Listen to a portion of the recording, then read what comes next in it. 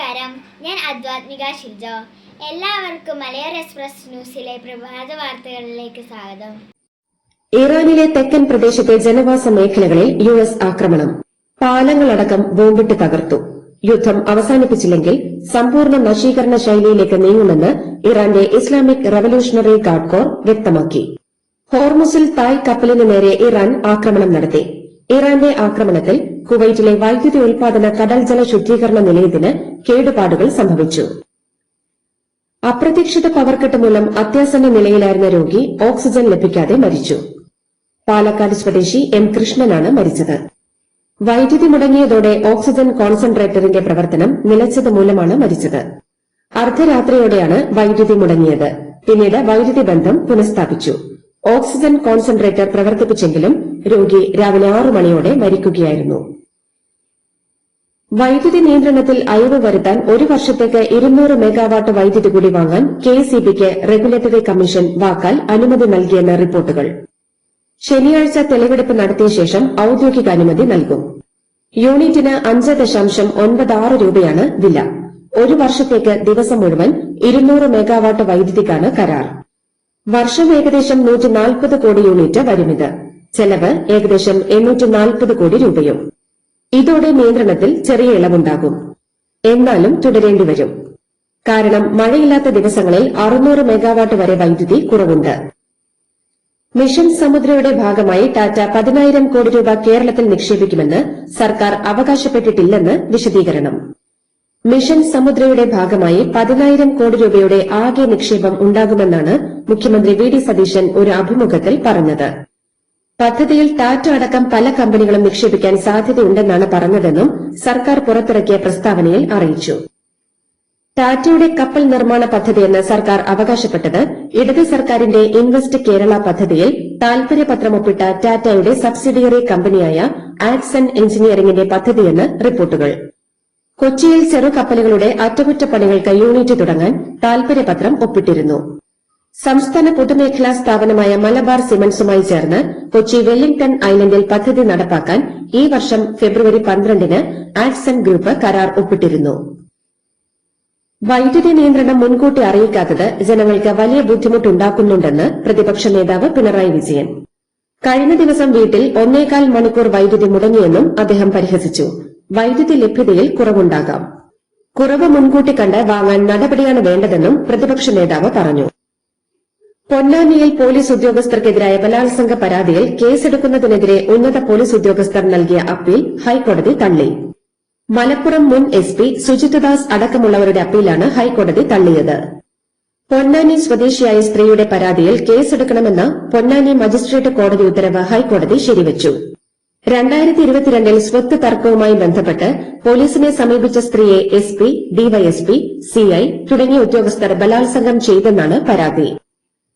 സർക്കാർ ആശുപത്രികൾ രോഗി സൌഹൃദമാക്കാൻ ജീവനക്കാർക്ക് നിർബന്ധിത പരിശീലനം നൽകാൻ തീരുമാനിച്ചതായി ആരോഗ്യവകുപ്പ് മന്ത്രി K മുരളീധരൻ. താലൂക്ക് ആശുപത്രി മുതൽ മെഡിക്കൽ കോളേജ് വരെ ഡോക്ടർമാർ ഒഴികെയുള്ള ജീവനക്കാർക്കാണ് പരിശീലനം. ഇത് സംബന്ധിച്ച് നടപടി സ്വീകരിക്കാൻ ആരോഗ്യവകുപ്പ് പ്രിൻസിപ്പൽ സെക്രട്ടറിക്ക് നിർദ്ദേശം നൽകി. കേരളത്തിൽ ജൂലൈ 21 വരെ മഴയ്ക്ക് സാധ്യതയുണ്ടെന്ന് കാലാവസ്ഥാ വകുപ്പ് അറിയിച്ചു. വിവിധ ജില്ലകളിൽ ഓറഞ്ച്, യെല്ലോ അലർട്ട് പ്രഖ്യാപിച്ചു. കള്ളാടി മണ്ണിടിച്ചിൽ ദുരന്തത്തിൽ സംസ്ഥാന ദുരന്ത നിവാരണ അതോറിറ്റിക്ക് നിയമപരമായ വീഴ്ചയുണ്ടായെന്ന് അമിക്കസ് ക്യൂറി ഹൈക്കോടതിയിൽ റിപ്പോർട്ട് നൽകി. അപകട സാധ്യത ഒഴിവാക്കാൻ മണ്ണ് നീക്കം ചെയ്യണമെന്ന ജില്ലാ അതോറിറ്റിയുടെ ആവശ്യം സംസ്ഥാന അതോറിറ്റി അവഗണിച്ചു. കരാർ കമ്പനിക്കും പൊതുമരാമത്ത് വകുപ്പിനും വീഴ്ചയുണ്ടായെന്നും റിപ്പോർട്ടിൽ പറയുന്നു.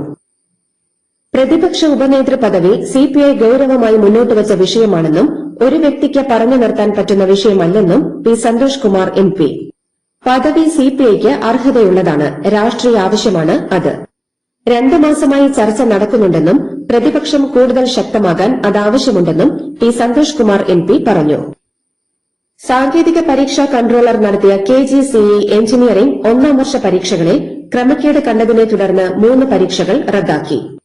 ജൂൺ 23, 29, ജൂലൈ 1 തീയതികളിൽ നടന്ന KGCE engineering April 2026 പരീക്ഷയിലെ 1001 basic mathematics and sciences, 1002 engineering drawing, 1031 electrical and electronics 1 എന്നീ പരീക്ഷകളാണ് റദ്ദാക്കിയത്. കേന്ദ്ര ആഭ്യന്തര മന്ത്രാലയത്തിന് കീഴിലുള്ള നാർക്കോട്ടിക്സ് കൺട്രോൾ ബ്യൂറോയുടെ ഉന്നത പദവിയിൽ മലയാളി IRS ഉദ്യോഗസ്ഥൻ. 2013 ബാച്ച് ഇന്ത്യൻ റവന്യൂ സർവീസ് ഉദ്യോഗസ്ഥനും മലപ്പുറം സ്വദേശിയുമായ ഡോക്ടർ സി അനീസാണ് NCBയുടെ അഡീഷണൽ ഡയറക്ടറായി ചുമതലയേറ്റത്. ചൂരൽമല മുണ്ടക്കൈ ഉരുൾപൊട്ടൽ ദുരന്ത ബാധിതർക്കായി കോൺഗ്രസ് നിർമ്മിച്ചു നൽകുന്ന വീടുകളുടെ നിർമ്മാണം തുടങ്ങി. തറക്കല്ലിടൽ ചടങ്ങ് നടത്തി 142 ദിവസത്തിനു ശേഷമാണ് മേപ്പാടി കുന്നംപറ്റയിൽ നിർമ്മാണ പ്രവർത്തനങ്ങൾ തുടങ്ങിയത്. ഒരേ ചടങ്ങിലുണ്ടായിരുന്നിട്ടും മുഖ്യമന്ത്രി വി.ഡി. സതീശൻ ഗൌനിക്കാത്തതിന് മറുപടിയില്ലെന്ന് KSU സംസ്ഥാന അധ്യക്ഷൻ അലോഷ്യസ് സേവ്യർ. KSUക്കാരുടെ ചോരയും നേരുമാണ് ഈ സർക്കാരെന്നും തെറ്റ് ചൂണ്ടിക്കാട്ടിയത് മാത്രമാണ് താൻ ചെയ്തതെന്നും അലോഷ്യസ് സേവ്യർ പറഞ്ഞു. സമുന്നതരെ കാണുമ്പോൾ ചിരിക്കുക എന്നതാണ് താൻ പഠിച്ച രാഷ്ട്രീയമെന്നും അദ്ദേഹം പ്രതികരിച്ചു. കാഫിർ സ്ക്രീൻഷോട്ട് കേസിൽ ഡിവൈഎഫ്ഐ നേതാവ് റിബേഷ് രാമകൃഷ്ണന് മുൻകൂർ ജാമ്യം അനുവദിച്ച കോടതി. കേസിൽ ആരോപണ വിധേയനായിരുന്നു ഇയാൾ. അറസ്റ്റ് സാധ്യത മുന്നിൽ കണ്ടാണ് മുൻകൂർ ജാമ്യത്തിന് അപേക്ഷിച്ചത്. KSUവിന്റെ പോരാട്ടവീര്യം ഓർമ്മിപ്പിച്ച് ഫേസ്ബുക്ക് കുറിപ്പുമായി KC വേണുഗോപാൽ MP. KSU സംസ്ഥാന പ്രസിഡന്റ് അലോഷ്യസ് സേവ്യറും മുഖ്യമന്ത്രി വി.ഡി. സതീശനും തമ്മിലുള്ള അഭിപ്രായ ഭിന്നതകൾക്കിടയിലാണ് KSU പ്രവർത്തനകാലം അനുസ്മരിച്ചുള്ള വേണുഗോപാലിന്റെ കുറിപ്പ്. പ്രീ ഡിഗ്രിക്ക് പഠിക്കുമ്പോൾ തെങ്ങിൽ കയറിയതും പ്രിൻസിപ്പൽ ബൈനോക്കുലർ വെച്ച് നോക്കിയതുമായ ഓർമ്മകൾ പങ്കുവച്ച് മുഖ്യമന്ത്രി VD. Satheesan. Thevara Sacred heart കോളേജിലെ സ്വീകരണ പരിപാടിയിലാണ് മുഖ്യമന്ത്രി പ്രീ ഡിഗ്രി കാല ഓർമ്മകൾ പങ്കുവച്ചത്. പ്രീ ഡിഗ്രി വിദ്യാർത്ഥിയായി കോളേജിൽ വരുമ്പോൾ തനിക്ക് 14 വയസ്സായിരുന്നു പ്രായമെന്നും തെങ്ങിൽ കയറിയതിന് പ്രിൻസിപ്പൽ തന്നെ താക്കീത് ചെയ്തെന്നും മുഖ്യമന്ത്രി പറഞ്ഞു. പവർകട്ട് മൂലം ഓക്സിജൻ ലഭിക്കാതെ രോഗി മരിച്ച സംഭവം അതീവ സങ്കടകരവും ഗൌരവതരവുമാണെന്ന് മുൻ ആരോഗ്യമന്ത്രിയും CPM സംസ്ഥാന കമ്മിറ്റി അംഗവുമായ വീണ ജോർജ്. ഫേസ്ബുക്ക് കുറിപ്പിലൂടെയാണ് സർക്കാരിന്റെ അനാസ്ഥയ്ക്കെതിരെയും നിലവിലെ പവർകട്ടിനെതിരെയും അവർ രംഗത്തെത്തിയത്. ശശി തരൂർ MP ലിഫ്റ്റിൽ കുടുങ്ങി. തിരുവനന്തപുരത്ത് PNG റോഡിലെ പ്രശാന്ത് ഹോട്ടലിലെ ലിഫ്റ്റിലാണ് കുടുങ്ങിയത്. കുറച്ചു നേരത്തെ അനിശ്ചിതത്വത്തിനു ശേഷം ഫയർഫോഴ്സ് എത്തി അദ്ദേഹത്തെ പുറത്തെത്തിച്ചു. ഹോട്ടലിൽ ട്രിവാൻഡ്രം റോട്ടറി ക്ലബ് സംഘടിപ്പിച്ച പരിപാടിക്ക് പങ്കെടുക്കാൻ പോയതായിരുന്നു അദ്ദേഹം. നെടുമങ്ങാട് പോലീസ് സ്റ്റേഷനിൽ അറസ്റ്റിലായ ബന്ധുക്കളെ മോചിപ്പിക്കണമെന്നാവശ്യപ്പെട്ട് മദ്യലഹരിയിൽ അതിക്രമം നടത്തിയ CIയെ അറസ്റ്റ് ചെയ്ത് വിട്ടയച്ചു. ക്രൈം റെക്കോർഡ്സ് ബ്യൂറോ CI യഹിയെയാണ് സ്റ്റേഷൻ ജാമ്യത്തിൽ വിട്ടയച്ചത്. ആയുധങ്ങളുമായി അക്രമത്തിനിറങ്ങിയ 4 അംഗ സംഘത്തെ പോലീസ് കസ്റ്റഡിയിലെടുത്തിരുന്നു. ഇവരിൽ ബന്ധുക്കളായ 2 പേരെ വിട്ടയക്കണമെന്നാവശ്യപ്പെട്ടായിരുന്നു CIയുടെ പരാക്രമം. തീരദേശ മേഖലകളിൽ ഉത്തരവാദിത്ത ഇക്കോ ടൂറിസം പ്രോത്സാഹിപ്പിക്കുന്നതിനായി CMFRI പുതിയ പദ്ധതിക്ക് തുടക്കം കുറിച്ചു. പരിസ്ഥിതി സൌഹൃദ ടൂറിസത്തിന് കരുത്ത് പകരുന്നതിനൊപ്പം സമുദ്ര സംരക്ഷണ ബോധവൽക്കരണം കൂടി ലക്ഷ്യമിട്ടാണ് ഈ നീക്കം. തെരഞ്ഞെടുപ്പ് ഫണ്ട് അട്ടിമറി ആരോപണം വ്യാജമെന്നും സൈബർ ആക്രമണത്തിനെതിരെ നടപടി വേണമെന്നും ആവശ്യപ്പെട്ട് BJP സംസ്ഥാന secretary MS Anjana city police കമ്മീഷണർക്ക് പരാതി നൽകി. ഫണ്ട് തിരിമറിയെക്കുറിച്ചും മാധ്യമങ്ങളോട് പ്രതികരിക്കാൻ അഞ്ജന തയ്യാറായില്ല. ഫിഫ ലോകകപ്പ് ഫൈനൽ മത്സരം പ്രമാണിച്ച് തിങ്കളാഴ്ച സ്കൂളുകൾക്കും കോളേജുകൾക്കും അവധി പ്രഖ്യാപിക്കണമെന്ന് പാലാ നഗരസഭാ ചെയർപേഴ്സൺ ദിയ ബിനു പുളിക്കക്കണ്ടം ആവശ്യപ്പെട്ടു.